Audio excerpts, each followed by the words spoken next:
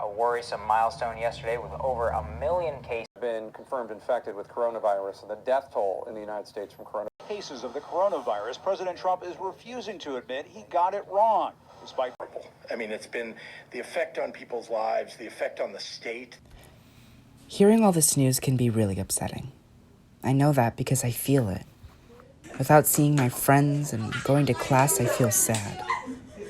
Trying to do school online, staying motivated, and even caring for myself is pretty hard.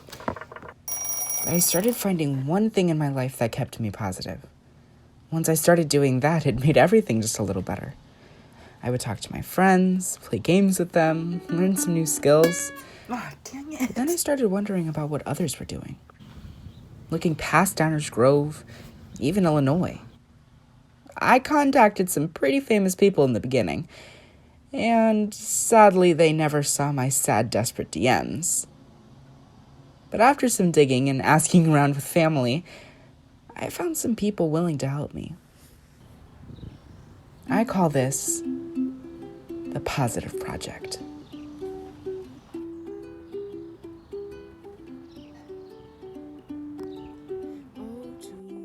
Hi, I'm Gwen from Downers Grove, and I listen to music and play my guitar to keep happy.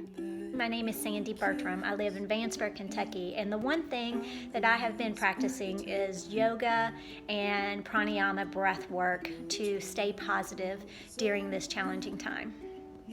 I'm Sydney, I'm from Woodridge, and I play Animal Crossing and talk to my friends on the phone to stay positive. Hi, my name is Tara and I'm from Virginia. The thing that I'm doing to stay positive during quarantine is going for long walks in the afternoon with my sister. It's great to be outside and to do something to stay healthy too.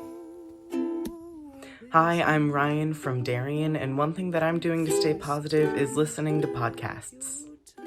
Hi, my name's Jenny and I'm from the UK.